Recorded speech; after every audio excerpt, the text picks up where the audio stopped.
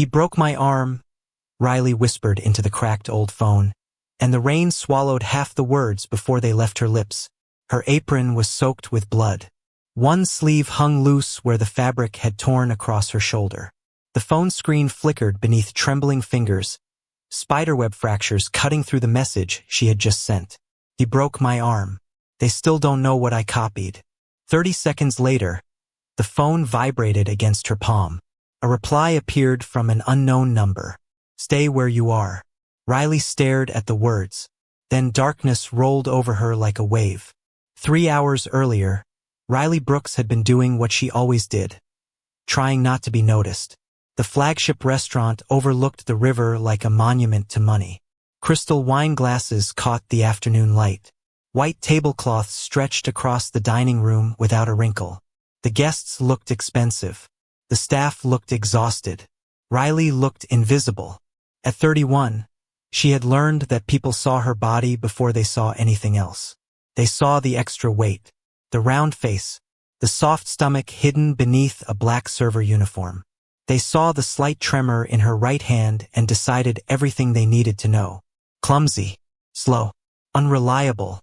She carried a silver tray through the VIP section while conversations flowed around her like water around a stone. Nobody looked directly at her. Nobody remembered her name, which was exactly why she noticed things other people missed. The first thing she noticed was Adrian Vale. He stood near the entrance to the private wine vault, smiling at a group of investors. Adrian always smiled. The smile never reached his eyes. "We all have difficult seasons," he was saying to a young hostess whose eyes looked suspiciously red. "Some employees simply aren't suited for pressure. It's not a failure. It's a matter of fit." His voice sounded gentle, helpful. The hostess nodded while fighting tears. Riley knew what had really happened. The girl had complained about unpaid overtime. 2 weeks later, she had been removed from the schedule. Adrian never threatened people. He simply erased them. Riley continued walking. Then she saw something strange. A receipt sticking halfway out of a folder tucked beneath Adrian's arm. Just a glimpse. 1 second at most. But numbers had always stayed in Riley's head. Invoice 7,284. Chateau Beaumont 1978. Delivery timestamp 2:13 a.m. Her steps slowed. That bottle had supposedly disappeared last week. The entire staff had heard the rumors. Management blamed theft. Management blamed temptation. Management blamed desperation. Management blamed people like Riley. Her pulse quickened, because she remembered something else. Last Tuesday she had closed the dining room. At 2:13 a.m., the wine vault had already been locked for nearly an hour. Adrian noticed her looking. His smile widened slightly. "Everything all right, Riley?" he asked. Several executives glanced toward her. The familiar heat of humiliation crawled up her neck. "Yes, sir." "Good." His tone remained warm, polished. "Try not to worry about things outside your responsibilities." The men around him chuckled softly. Riley lowered her eyes and kept walking. But the words stayed with her. "Outside your responsibilities." That night, after most employees had gone home, she returned to the security station and checked something she was never supposed to see. Not the cameras. Not yet. The electronic access logs. The screen loaded slowly. Then one entry appeared. Wine vault access. 1:07 a.m. Riley frowned. The receipt said 2:13. The vault log said 1:07. One of them was lying. And directly beneath the entry, almost hidden in the system notes, was a line she had never seen before. Manual override authorized by A. Vale. Manual override authorized by A. Vale. Riley stared at the screen until the words blurred together.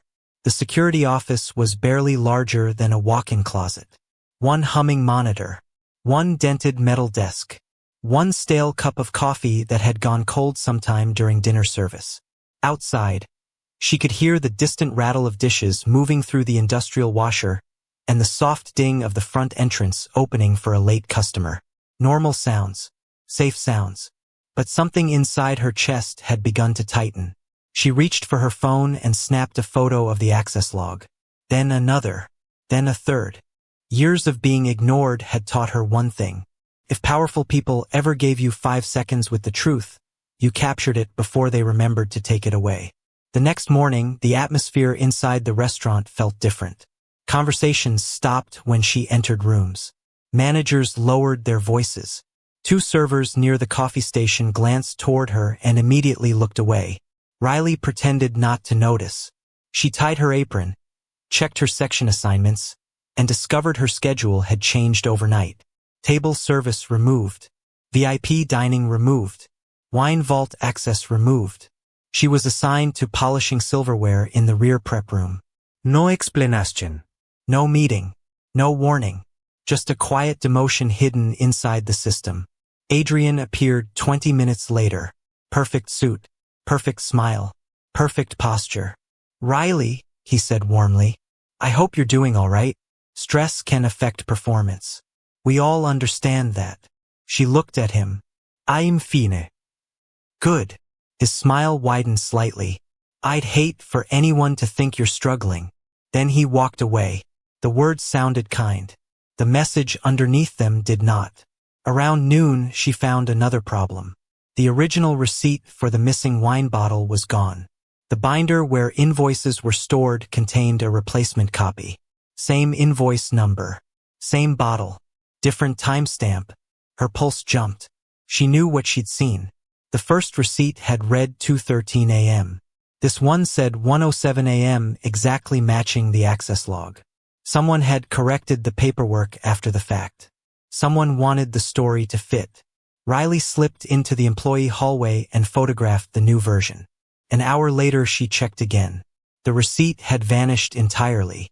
That night, she stayed later than usual. The dining room emptied slowly. Chairs were turned upside down onto tables. Lights dimmed section by section. The smell of garlic and wine faded beneath disinfectant and bleach. Riley carried a stack of folded linens toward the service corridor when she heard voices. Adrian's voice, and another she couldn't immediately identify. The door wasn't fully closed. "She noticed something," the second man said. "Then make sure. She notices something else." Adrian sounded amused. "People believe what they're already prepared to believe." Silence followed. Then footsteps. Riley moved before they reached the door. Back into the hallway. Back into shadow. Her hands were shaking. Later, while finishing side work, she opened the employee scheduling app one more time. Something caught her eye immediately. A second keycard had entered the wine vault at 1:07 a.m. Not Adrian's. Not hers. Not any restaurant employee. The card belonged to someone listed only as executive access. Beneath it was a note added less than 2 hours earlier. Record updated by A. Vale. Record updated by A. Vale. Riley stared at the note for a long moment. The glow from the scheduling screen reflected in her eyes while the rest of the employee hallway sat in silence. Not normal silence. The kind that seemed to lean closer when nobody was watching. The kind that made small sounds feel dangerous. Somewhere behind the kitchen doors, a dishwasher released a burst of steam. A metal tray clattered. Then everything went quiet again. She took another photo with her cracked phone. The screen flashed once. Storage almost full. She deleted 3 old selfies without looking at them and saved the image anyway. Then she did something most people wouldn't have bothered doing. She zoomed in. Riley had spent years being ignored. People assumed she wasn't paying attention. The truth was the opposite. She noticed everything because nobody ever bothered hiding things from a woman they considered unimportant. The update note wasn't the only thing on the screen. In the corner sat a timestamp. Record updated, 11:42 p.m. Riley frowned.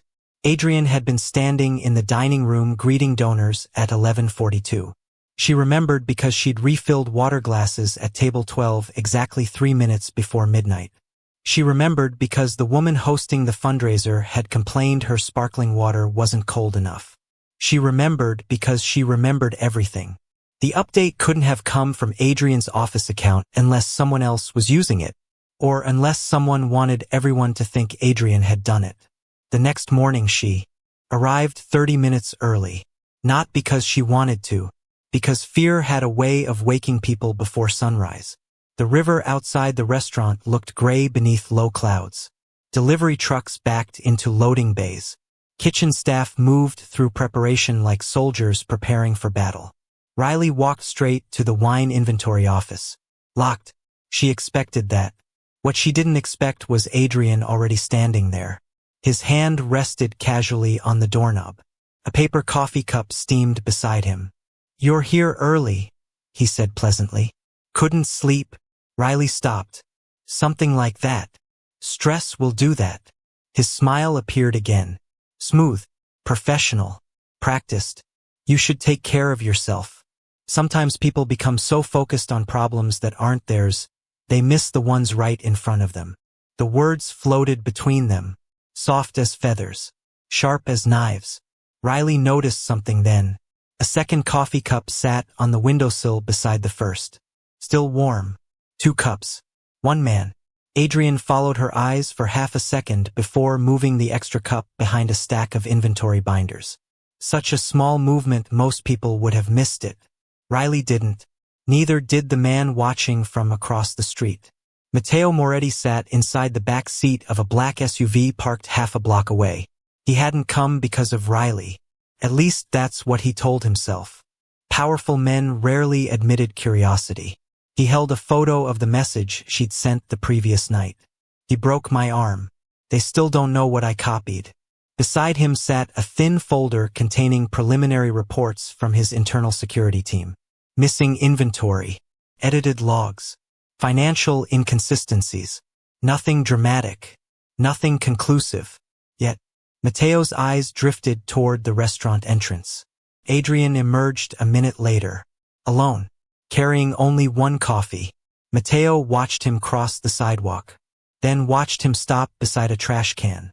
The operations director looked left, then right, then casually dropped something into the bin before walking away. Matteo didn't move. 5 minutes later, one of his men retrieved it. A receipt. 2 coffees purchased at 5:48 a.m. One black, one vanilla latte. The receipt carried a handwritten note on the back. "Meet me inside. Use executive access."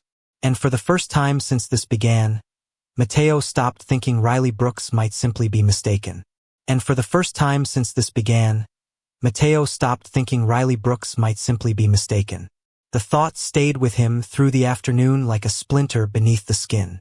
By 6 o'clock, Riley found herself standing in a private dining room she had never been invited into before. The room overlooked the river through floor-to-ceiling glass. Crystal chandeliers reflected against polished mahogany. Every chair cost more than a month of her rent. Every person at the table wore confidence the way other people wore clothing. Riley stood alone near the far wall with her employee name tag clipped neatly above her heart. Adrian sat beside 2 board members and the company's legal counsel. A stack of documents rested in front of him. "This won't take long," Adrian said pleasantly.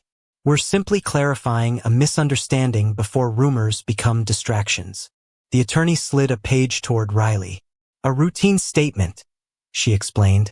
"We understand you've been under stress lately." Riley looked down. The statement claimed she had mistakenly accessed restricted records while confused about inventory procedures. It also stated that no employee had pressured her and that any discrepancies resulted from clerical errors. Her stomach tightened.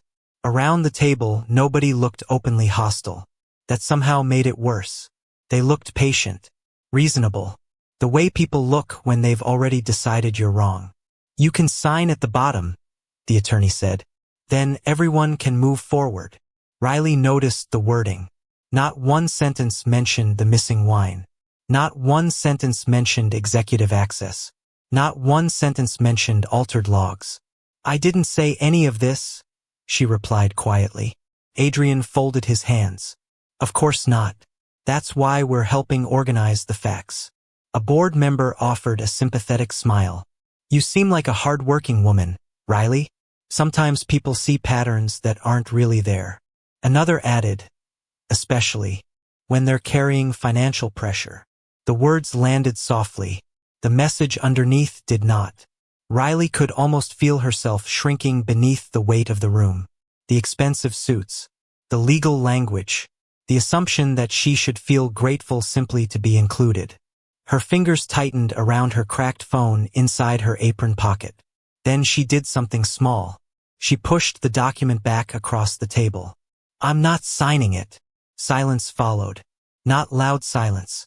Dangerous silence. The kind that forces people to reveal themselves. Adrian's smile held for a fraction too long. "Nobody is accusing you of anything." "Then why does the statement say I was mistaken?" she asked. The attorney glanced toward Adrian. Briefly, almost invisibly, but Mateo noticed. He had entered the room 10 minutes earlier and taken a seat near the back without announcement. Nobody had expected him. Nobody had noticed Riley straighten slightly the moment she realized he was there. Adrian recovered first. "We're trying to protect you," he said. "False accusations can damage careers." Riley met his eyes. "Good thing I didn't make one." For the first time, the room lost its rhythm. Mateo said nothing. He simply watched. Watched Adrian answer questions Riley hadn't asked. Watched the attorney speak for him twice.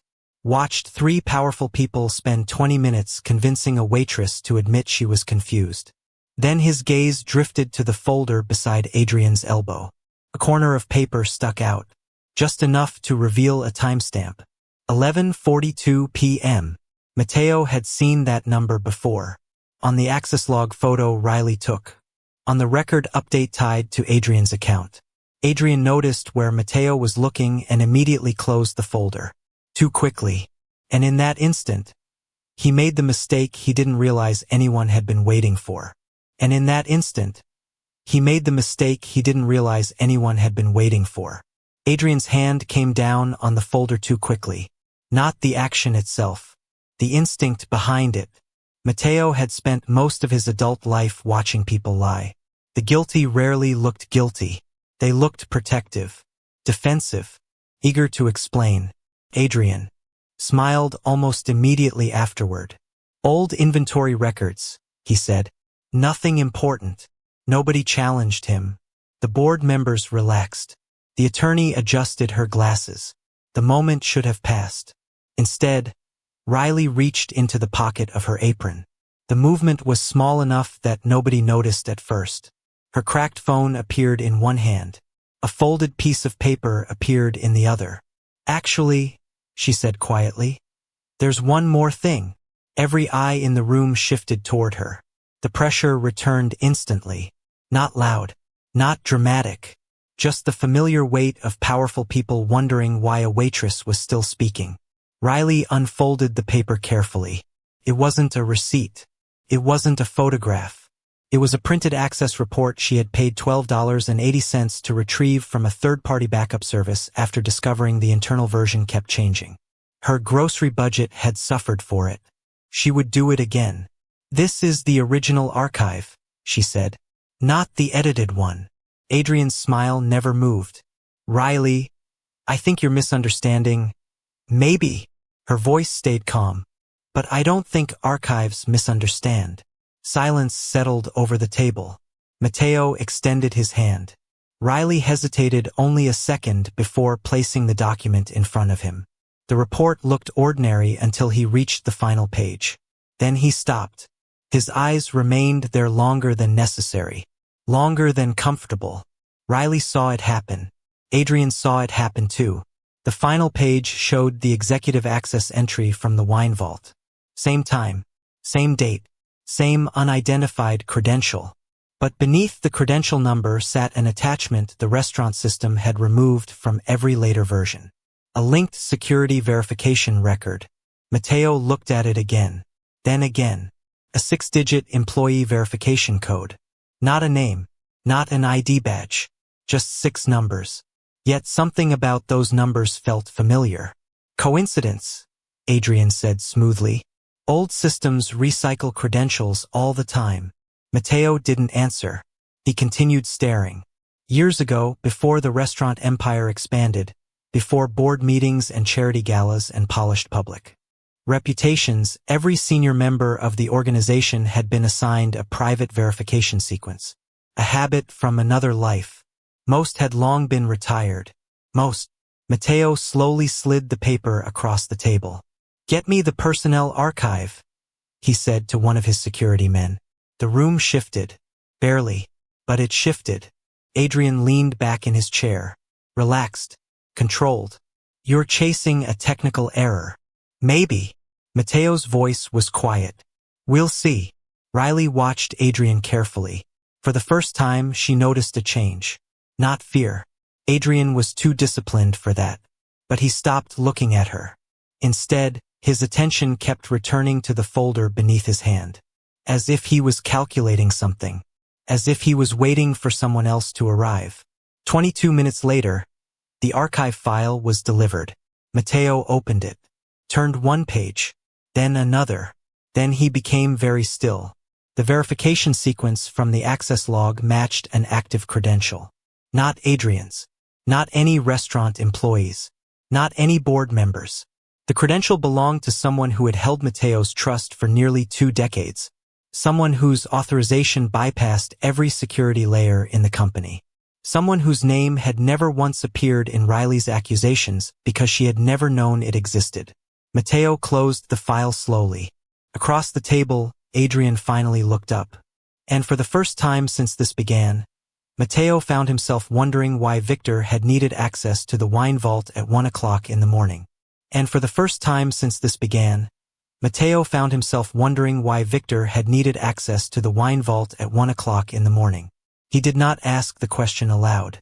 Men like Matteo Moretti rarely showed shock when it mattered. They became quieter instead. The board meeting ended 15 minutes later. Nobody raised their voice. Nobody accused anyone. Adrian left with the same polished smile he had arrived with. Victor never appeared. The silence felt worse than an argument. Rain tapped softly against the windows of Mateo's office that night. A half-finished glass of bourbon sat untouched beside a stack of personnel files. Across the room, his attorney waited while Mateo turned pages one at a time. Access logs, expense reports, vendor contracts, employee complaints, things he normally delegated. Tonight he read every line himself. "Anything?" the attorney finally asked. Mateo slid a document across the desk. "Look at page 4.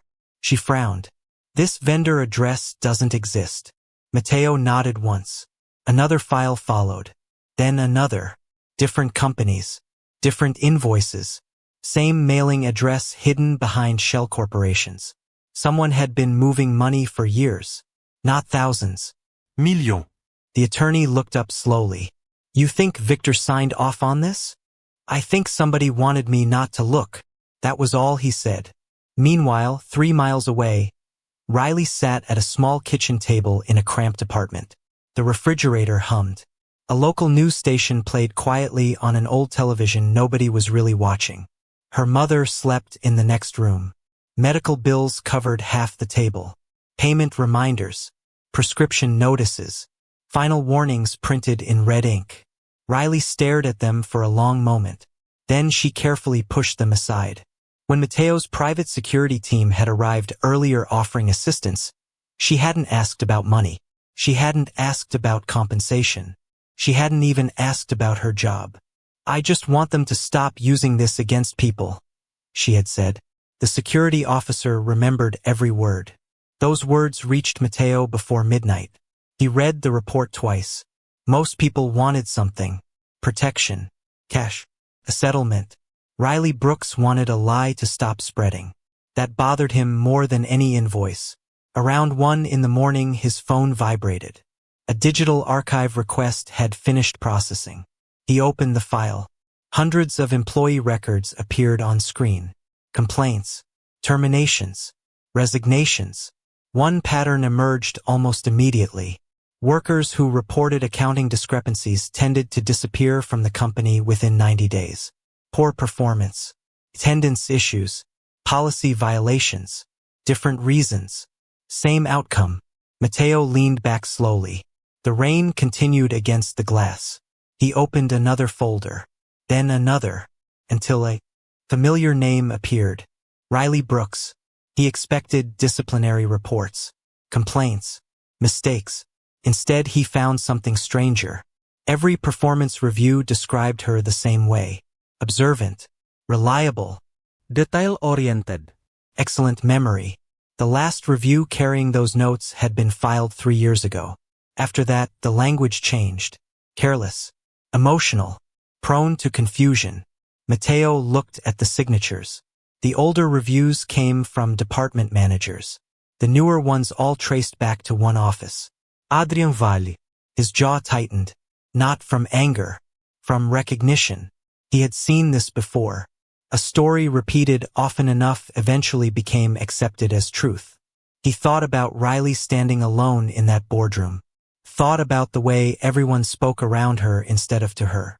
Thought about Victor's credential, Adrian's edits, the missing records. Then he opened one final file, the original complaint that started everything.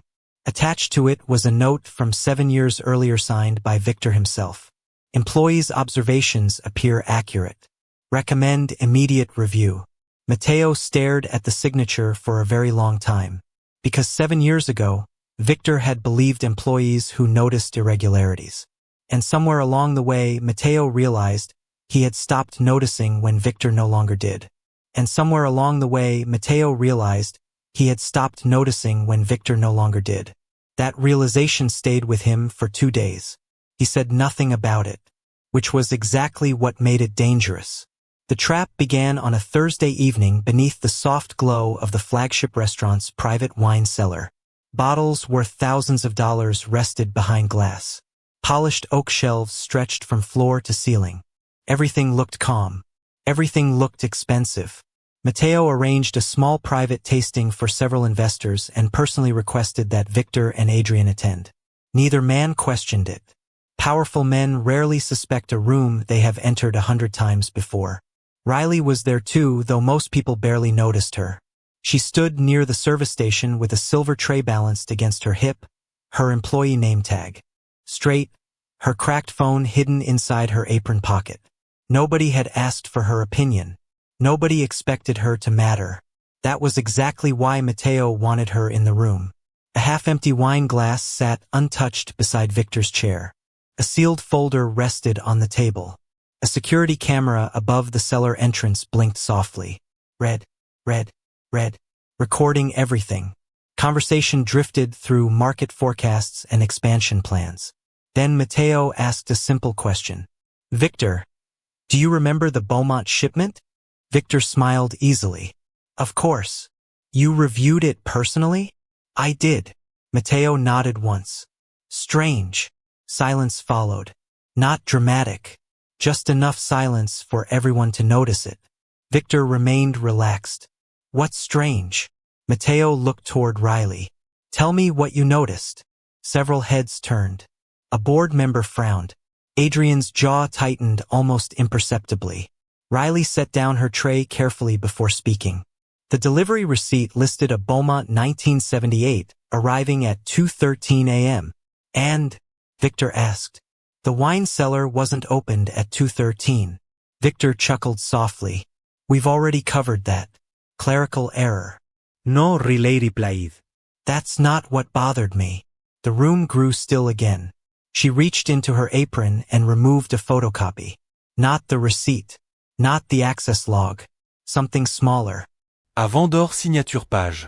The delivery driver's initials changed. Adrian leaned forward. That proves nothing. Riley looked at him. Exactly. That's why I kept looking. Matteo watched Victor closely. Not his words. His hands. Victor's fingers had been resting loosely beside his glass. Now they wrapped around the stem. Not enough for anyone else to notice. Enough for Matteo. Riley continued. I called the vendor. Adrian's eyes snapped toward her. You what? I called the vendor. She repeated it calmly. The driver retired 3 years ago. Nobody moved. The blinking camera light suddenly seemed louder than the conversation. Red.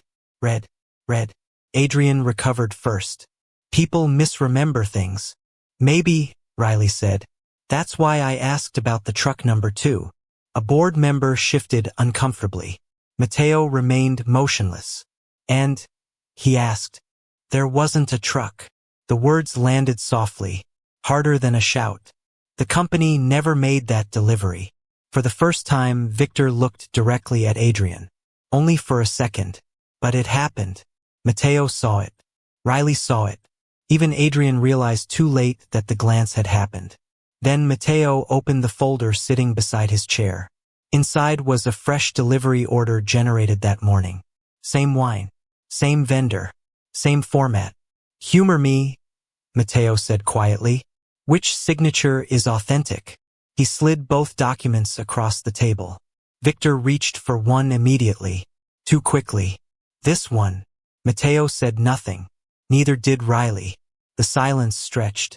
Then Mateo turned the paper around. Victor had just identified the forged signature as authentic. Nobody spoke. Nobody needed to.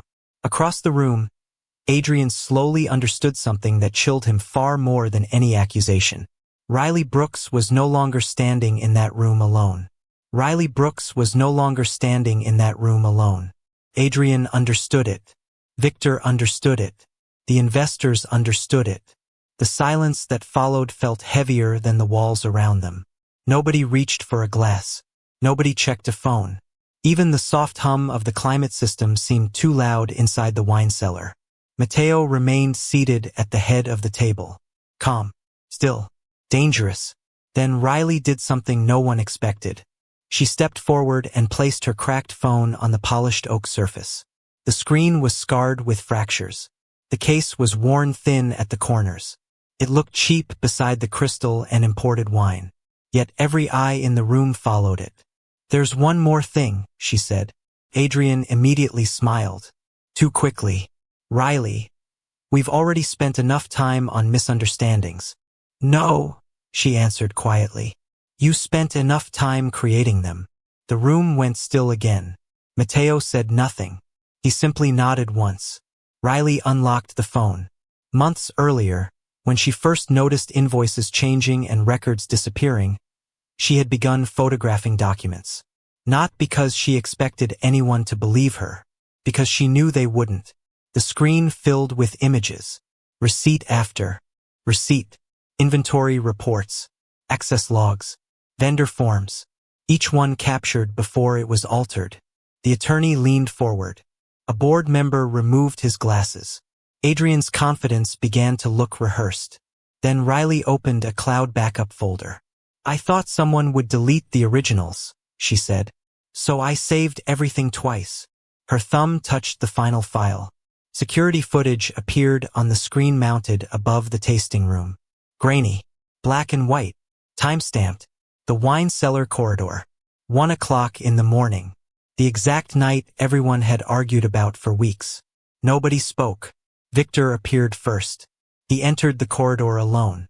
Then Adrian emerged from a side door carrying a slim document case. They exchanged it. No money. No violence. Something worse. Familiarity. Coordination. Intent. The footage continued. Victor removed several pages from the case. Adrian replaced them with others. Then both men walked away. The recording ended. Nobody moved. Mateo stared at the frozen image. His face revealed almost nothing. But Riley saw his hand tighten once against the armrest. Only once. The attorney broke the silence first. "Those are contract pages." Riley nodded. "The originals were removed." Mateo looked toward Victor. "Why?" Victor opened his mouth. Closed it. Tried again. "It wasn't what it looks like." Nobody answered. Because for the first time, there was no room left for explanations. Riley reached into her apron pocket one final time and placed a hospital invoice beside the phone. Her mother's name sat at the top. Outstanding balance. Past due. Collection warning. "You told everyone I was emotional because of money," she said. "You told everyone I was confused because my life was hard." Her voice never rose. But being scared doesn't make someone wrong. That was the moment Mateo looked away from the evidence and toward Riley. Not the waitress. Not the employee. The person he had dismissed without realizing it. The person who had been telling the truth while everyone around her found reasons not to listen. The realization hit harder than the contracts. Harder than the footage. Harder than Victor's betrayal. Because all of it had happened. Under his name. Under his company. Under his protection. Matteo slowly removed his glasses. The movement was small. Almost gentle. Then he placed them beside the cracked phone and looked directly at his attorney. Call my attorney. Call my attorney. Nobody argued after that. The collapse happened the way real collapses often do, not with shouting but with signatures. Within weeks, Victor was removed from every position he held. Adrian was terminated, named in multiple internal investigations, and later faced civil actions tied to falsified records, manipulated contracts, and employee retaliation.